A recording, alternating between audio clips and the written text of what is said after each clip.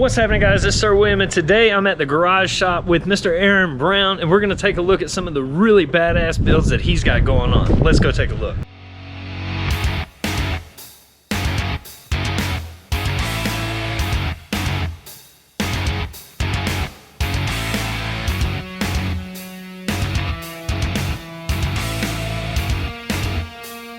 Originally, I was going to do a couple different episodes with you because you have multiple different badass builds, but instead I figured I'd take these guys around the shop and show them what all you got, because it's filled with badass builds.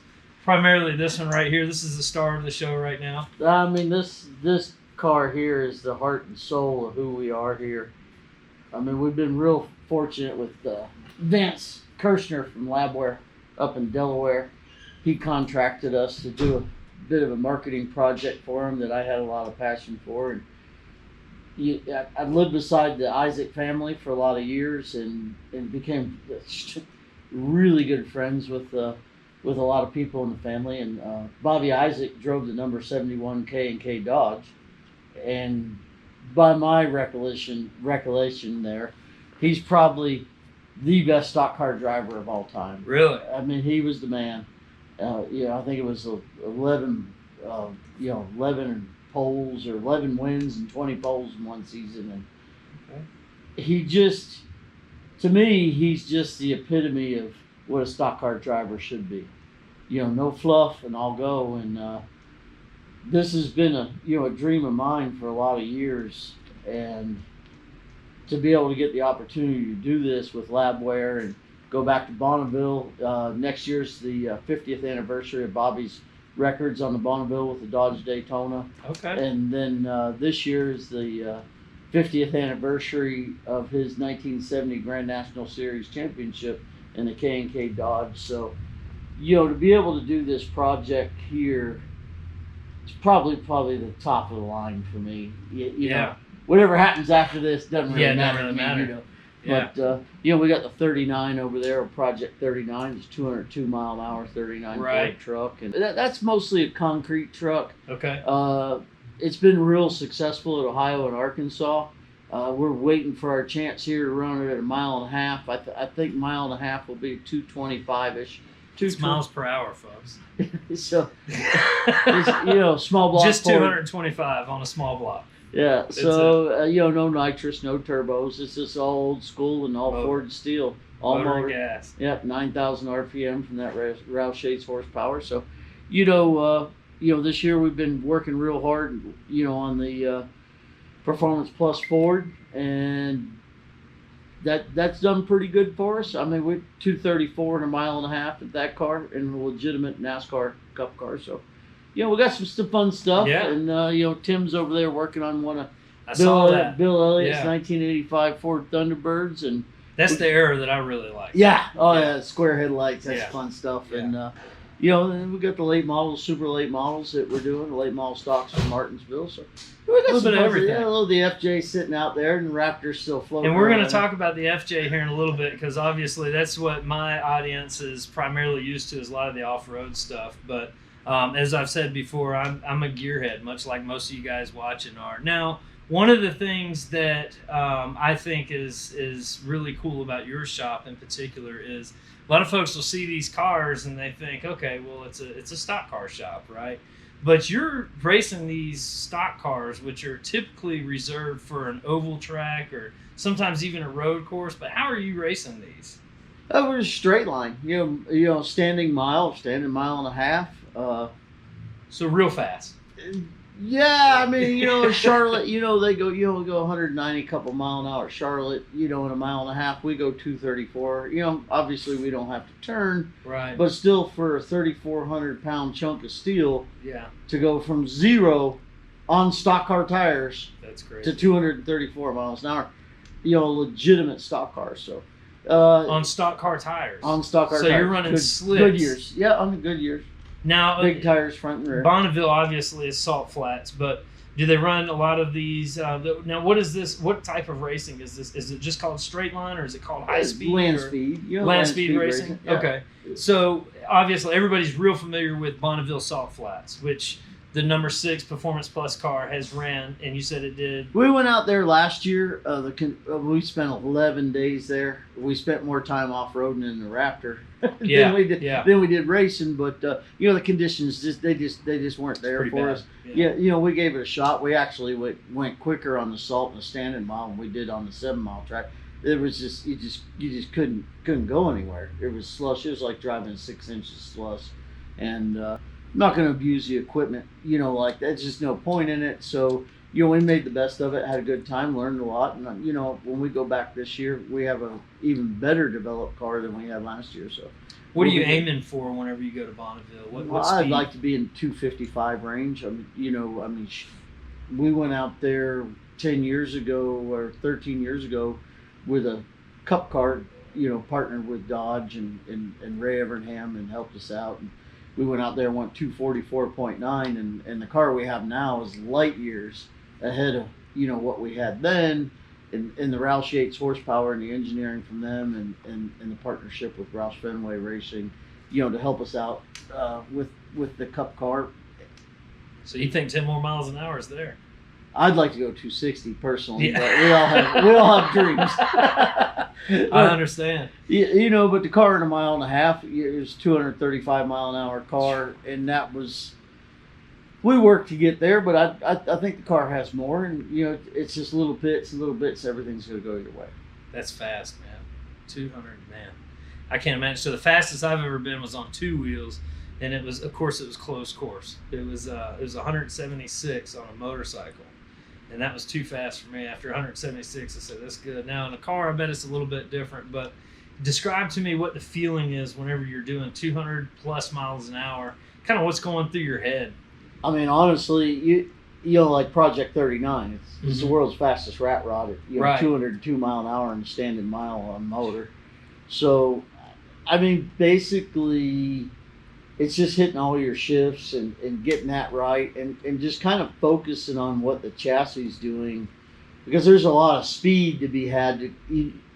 There's no grip if the tire's in the air, and we've had that problem on the cup car. Running on the suspension package is real fine line between fast and not fast. So tires come off a racetrack, air doesn't have much grip. No. And, so we've had some passes like that, but we've always, we soldiered through them real quick and picked up big speed. And the suspension really is where, if the car drives good and you can get the power to the ground, you're going to go fast. Yeah. Real simple. And now whenever you're going that fast, I know downforce and all that good stuff plays a role, but when you're going that fast, probably what is the most important component? Would you say it would be the tires, or would you say it'd be the suspension? I mean, the Goodyear Eagle tires, they're the last thing to touch the racetrack, right. So you got to have a suspension to make them work. I mean, the tire's not going to magically do its own thing, and until you have the engineering behind it to get that power to the ground. Right. So we work real hard on our shock packages and our bump stop packages and the timing between all that. So it's just, when the car drives good, it's a walk in the park. It really it's not difficult. But when it's not, you got to fight it. Oh, I've had to fight it. I've seen the dirt a few times. Really? Oh yeah. Yeah. What's the best and the worst experience? So take me through the best experience and take me through the worst experience.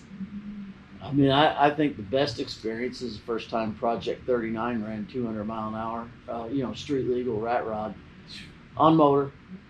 No additives. And we built that entire truck from the ground up, from the metal rack behind us, and to have that go 200 miles an hour was probably really good. And when we cracked 230 with the cup car, I mean that was pretty good. But I mean, with the engineering and the resources behind that, I always expect a little bit more. So I mean, it's always a pleasure to drive the Performance Plus Ford, but I think the worst experience I ever had was, turning sideways in the 39. So. And how fast were you going? Oh, $190 or something. Oh my God, I can't imagine. It was fun. Let me tell you, just seeing that thing and seeing the inside and seeing how close it is. I've raced cars. I've been in stock cars before.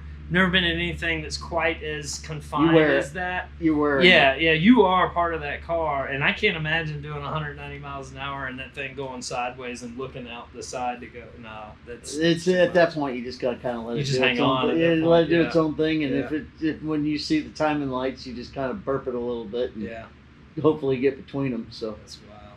Now, obviously, we talked earlier. You've got a ton of different resources here.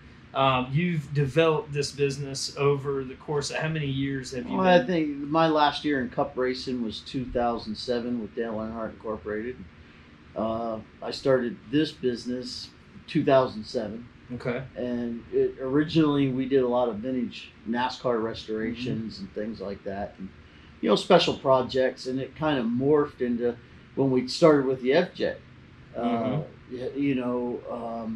It kind of morphed into this more of a corporate marketing program. Right. Cars with Stories. Right. The FJ's been to SEMA 3 years in a row.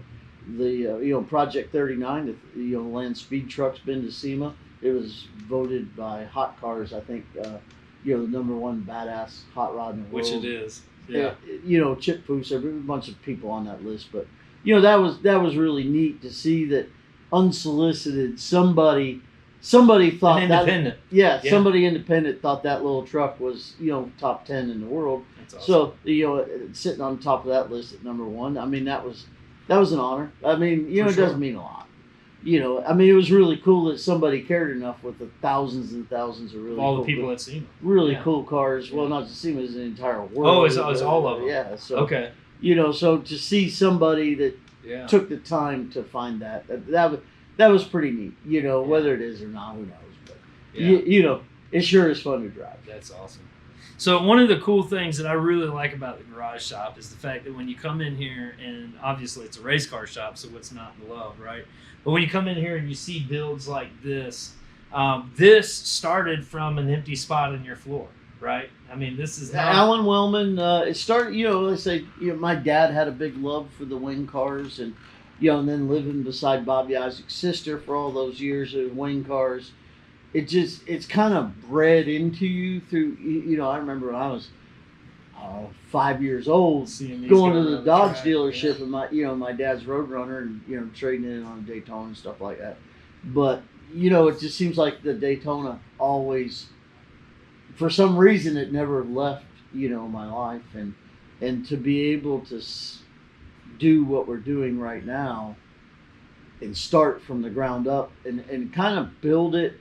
If those guys back then, 50 years ago, had all the resources we have now, what would they build?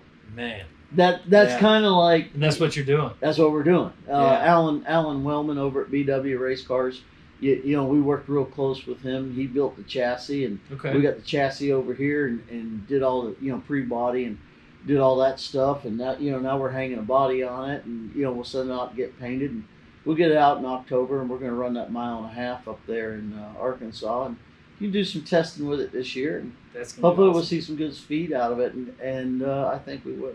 Yeah, that's going to be awesome. Well, that's one of the main reasons I wanted to come down here. You've been teasing the world on Instagram with all the really cool sneak peek shots of it, and it's a phenomenal looking build. As you guys can see, the quality of how this thing goes together. And like I said, it started from nothing. You're building this entire thing by hand. It's just there's a lot of great people involved. Yeah. A lot of resources. Penske is building the Dodge R6 engines for it. Okay. I mean, we recently bought out CNR transmissions, and so we own all those. Yeah, I see all the transmissions. Yeah, and we bought all that stuff. Those are for sale if these guys want a 4-speed transmission. A couple of them. But we bought the full inventory from the lease program from CNR, and so we're working on some stuff with that next year through Gear FX Driveline, for continued service through the gear for the CNR boxes. But CNR and Gear FX has been a huge part of our off-road programs and our land speed programs, that buying all of that stuff and having it in-house and more control of it, it made a lot of sense, to the company, and so that's what we did. Yeah. So the little garage shop is doing big things. We got We got national records that we're holding. We got land speed records that we're holding. We're running super unique cars out in the middle of land speed record, or holding land speed records with super unique cars. What else? What's next? I don't know. We just kind of, we take one project at a time and try to be the best at it that we can. And fortunately, we have a lot of resources that we can lean back on, and a lot of talented people through all our partners that bring a lot to the table for a small shop to come out swinging like we do. I'm proud of each and every person in this building.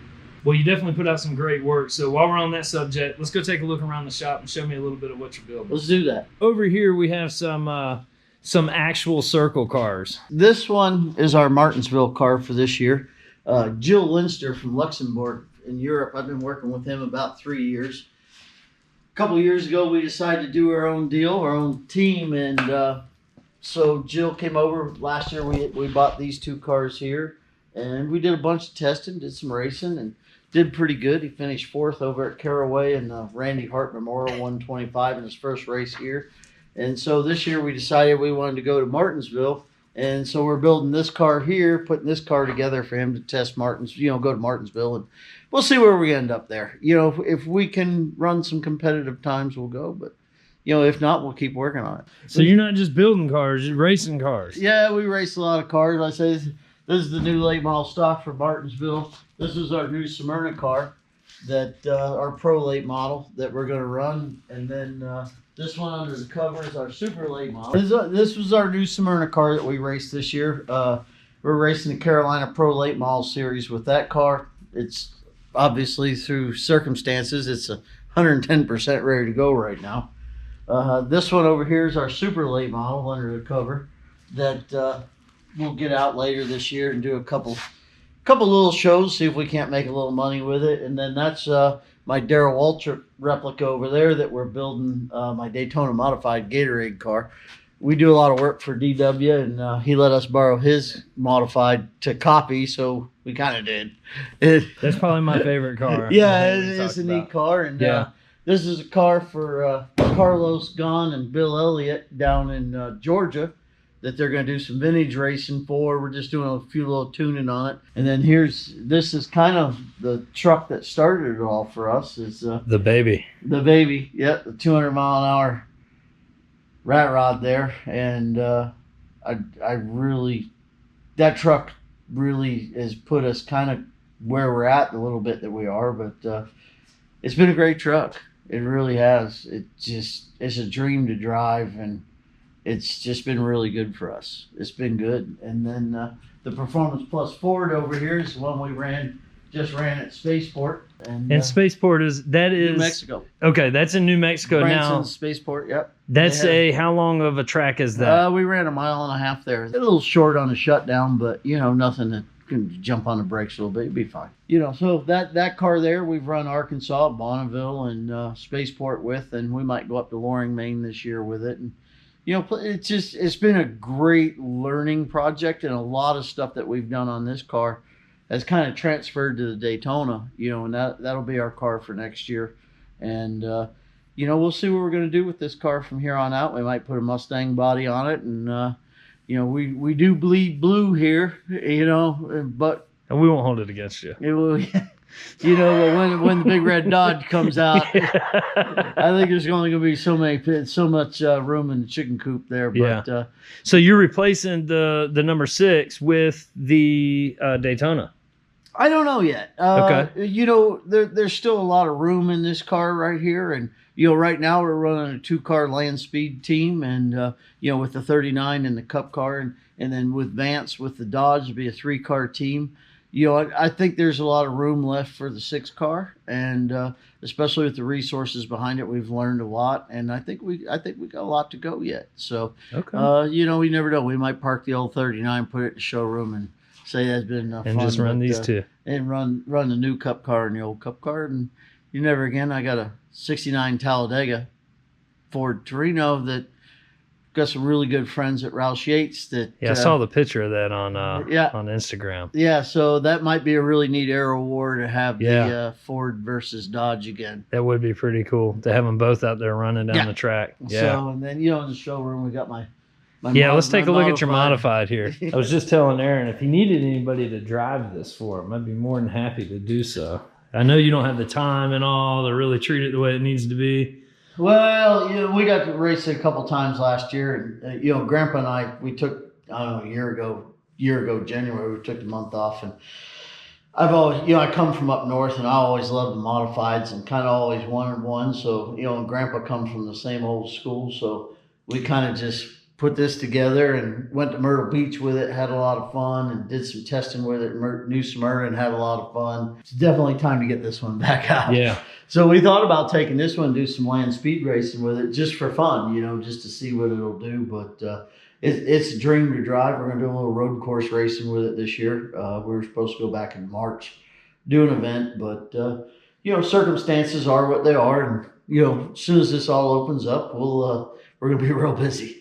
Yeah, for the folks that are not aware or maybe are watching this in the future, right now we are on a mandatory lockdown for the most part. So, there's no racing going on right this second. Would you say this is more fun to drive than a standard stock car? Oh, it's way more fun. Yeah. Yeah, it's a lot. I wish I had a little bit more talent to get everything I could out of it, but, just to go have a really good time in a super lightweight, fast race car, it makes you feel fast, even though you're not going real fast. That's half the battle, right? That's half the battle. That's half the battle. Yeah, feeling fast. Now, you're not racing the Supermoto? No, that actually belonged to my son. He was partnered up with him and James Rispoli and Zach Chapman, Ted Cobb, back on, it's been 15, 20 years ago. We had a factory Aprilia team for amateur road racing in the country, and those guys went out and I lost count of races. There's probably 200-300 races. They won on those bikes. Cool. Yeah. And a lot of national championships, a lot of number one plates, and that's our last one. And that was a bike that my son rode and Ted Cobb rode and James Rispoli rode it, and then. This is part of the family, so so it stays in the showroom. It stays in the showroom, and it's just a good memory. That's awesome. What year is your FJ? 1970. 1970. Yep. And let's start off with the number one most asked question about the entire deal. This is not a wrap, right? No, this is bare metal. Bare metal. Rust. That's what it is. Any coating on it? Any we clear put coat? A clear coat over it. Put a clear coat. Yep, we did the finish. It's just like the 39. We wanted the two to match. Yep. Thought it would be kind of neat, and it just kind of worked out. Yeah. So I think we were pretty fortunate the way, this truck, when we first drug it out of the field, I don't know, 15 years ago, the body was in good shape, just everything else was junk. Yeah. So this thing is almost the complete opposite as the land speed truck, in the sense that the land speed truck is low to the ground, goes real fast. This is high off the ground. It doesn't really go real fast, or does it? A whole whopping about 63 miles an hour. And it's heavy. It says 6,000 pounds. 6,000 pounds. Loaded. Now, what do these things weigh? I really don't know. Okay. We're right at 6,000 pounds loaded for a 30-day trip. What size tires? 37s. 37s. Yeah, trail blades. And these tires, 2 years ago, we've done 3 trips to off-road trips to SEMA, but 2 years ago, we went on these tires on that trip. And liked them so much. I mean, we have 2 more sets that are brand new in the shop. We ran the same tires 2 years in a row, 10,000 miles off road. So they've been good for us. And these are the Toro blade. Yeah, Trailblade Boss. Trailblade Boss. Okay. Now I talked to Ed yesterday, and he said that you only cut 1 tire, and that was a mistake. That was the first year we were on a different brand of tires, and that was pretty much my fault. But I don't think, but you haven't had any problems. No, these are 4 original tires we put on this truck 3 years ago. Nice. How long ago did you build the truck? We started building this truck, Ed and I, around 2010. I think we bought it 2009, something like that. Okay. 8 maybe, somewhere in there. And how long was that process? That was about a year-long process after we drug it out of the field and got it together and did a few trips, and truck kind of sat for a while, and we kept upgrading a little bit here and there just to have fun. And when we got the opportunity to do the Trans-America Trail to SEMA in 2016, I think we did that. We completely redid the entire truck from the frame up inside. That's the beauty about this truck is the one thing that I really like about it is obviously the cool factor. Everybody loves the cool factor of it, but I've seen this truck I don't know how many times now in the mix, and every time I see it, I see something new about it, about the build that I like, some kind of small caveat maybe that you've added throughout the build, different things like that. So I really think that it's solid for that. Now, this is in no way, shape, or form a factory FJ, though. This is completely totally changed. The body is 99% stock, and that's it. That we didn't want to mess with the body, and I think we cut a little bit off the fender right here because that'll hit at full travel. But we rounded this fender that used to drop down a little more. But other than that, and the fender flares in the back, the body's stock.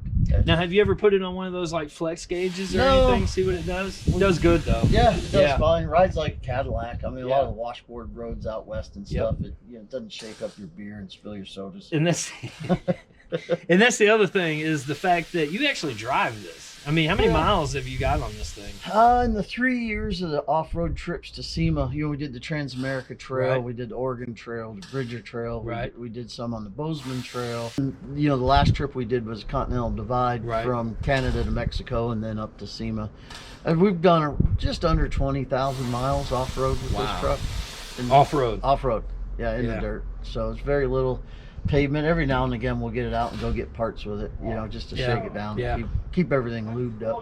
V8 engine. Of course. It's not the not the 6-cylinder. Yeah, small block. I really like the 6-cylinder that was in it. It's just when we first built the truck, we failed to realize that going down super steep hills let all the oil go to the front of the engine. That old tractor motor didn't like that. It didn't run real good without oil. So we, at the time, those 6-cylinders, they were pretty pricey, so we just put a small block in it. And that's good for a couple things. One, it gives you more power because it's a 350 small block. But the other thing is whenever you take this thing out traveling, you're obviously not going to be able to find parts or something like that. But when on 350, you can. Yeah, we built this truck to be able to fix it in an AutoZone parking lot. Oh, yeah. There's a lot of the components are, the smaller stuff, engine, drivetrain, and things like that are all, off the shelf type stuff. And, we only ever had one issue, and that was out in Farson, Wyoming, out by the parting of the ways. It's easy to have an issue out there. knocked a pinion clean out of the thing, and ended up having to pull the rear center section out in the middle of the desert, take the front center section, put it in the back. And so, but we got through that. Now, again, we were on the old 10 spline ring and pinions, and that, when I knew it wasn't the first time we did that. Mm-hmm. I knew it was a problem, but the first year we made the trip and everything was good. And then, Gear FX and East Coast Gear Supply and Cora from Aussie Lockers, we all had the parts all shipped to Ed's shop in Idaho, and when we got there, we rebuilt everything and moved on down the trail.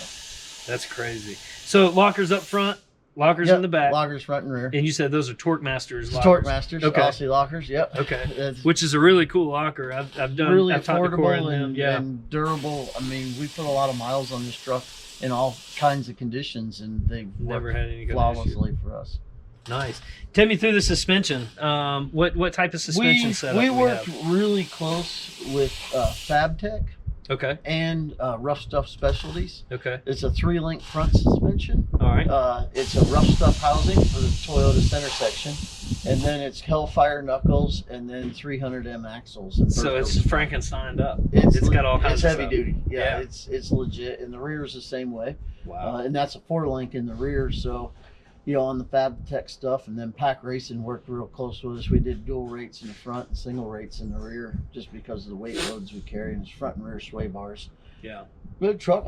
Truck drives really. That's what I was gonna say. Does it travel? A lot of times you get a short wheelbase truck, you start jacking it up, it wants to travel and wobble on you. This one travels straight, does good. Yeah, one hand on the wheel, 70 mile an hour down the highway. Doesn't shake up your beer? No. Nothing. That's prerequisite. Yeah. The lights up here. What kind of lights are these? These are made by a company down in Florida, and they work really, really good. Yeah. I imagine so. Yeah, and they did all the overhead lights and stuff like that for us. And So these are custom made then. I didn't know if maybe you got a Jeep light or something it, like it that. It was for a Jeep, Okay. but then they redid some stuff on the inside for our To make it for your mile marker winch. Yep, well, Mile Marker's been with us from the very beginning on all of our SEMA trips.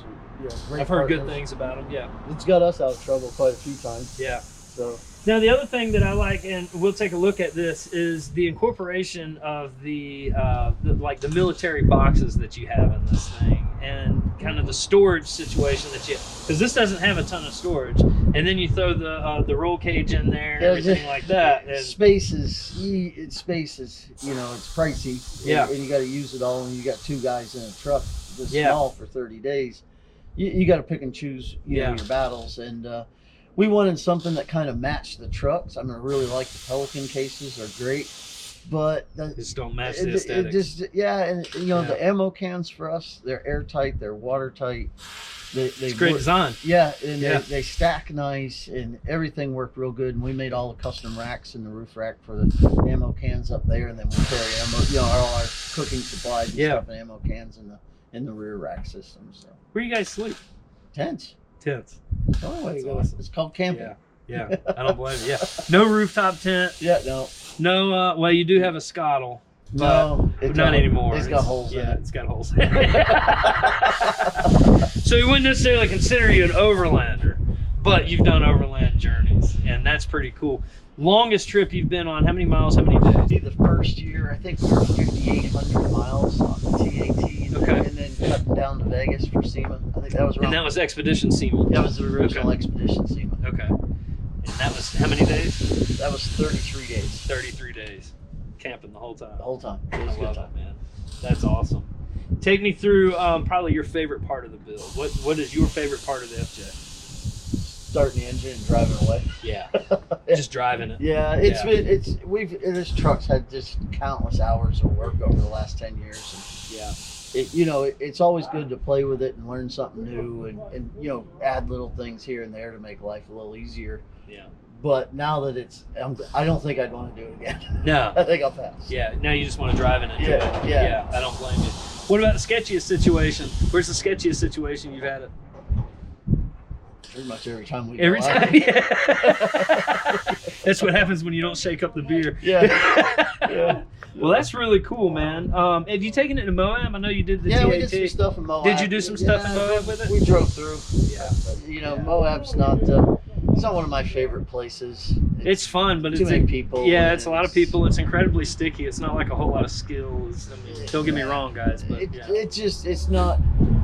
We're not like a closed loop trail. I mean, we travel 500, 600, 700 miles a day off road. Yeah. You know, riding around Moab. It's neat, but it's not my taste. Yeah. Once you've been there, you've been there. Yeah. What kind of luxuries would you say that you don't have? Is it all of them? Like, do you have AC or no AC? No heat, no AC. No heat. Wow. No cruise control. No traction control. No. Nothing. It's all mechanical. Everything's you just got a gas and a brake. That's it. Yeah. Do you even have a key to start this thing up? Yeah, that's what I was about to say. Push button. And you got to take your steering wheel off as the Security. That's like security alarm. The steering wheel comes off, security alarm. That is awesome, man. Well, I think this thing is badass. It definitely qualifies to be a badass. I appreciate you being here. Yeah, absolutely. And I appreciate coming. Every time I come here and see your work, I'm amazed by your work. And I just like seeing, when people can just start from nothing and build something of their own. This is unlike anything else that's out there. There's a big group of people that's involved. I mean, and everybody in the group has a vision for their part of the project. And I was a firm believer is you always have people around you that are smarter than you. Good idea. And I do. I mean, all the guys that work in the shop, they work real hard on the land speed cars, off-road trucks, all that stuff, and they treat it like it's theirs. And I'm just lucky enough to drive it. Yeah, that's awesome. And all this stuff was done in house, right? Yeah, everything we do is in house. Bumpers in house. Everything. Roof racks in house. Wiring. Everything. Jeez, that's crazy. Well, hey, man, listen, I really appreciate you taking me through it. Yeah, and we look forward to seeing it back out on the trail again. Yeah. And stay tuned for another episode of Badass Builds. Thanks for being here.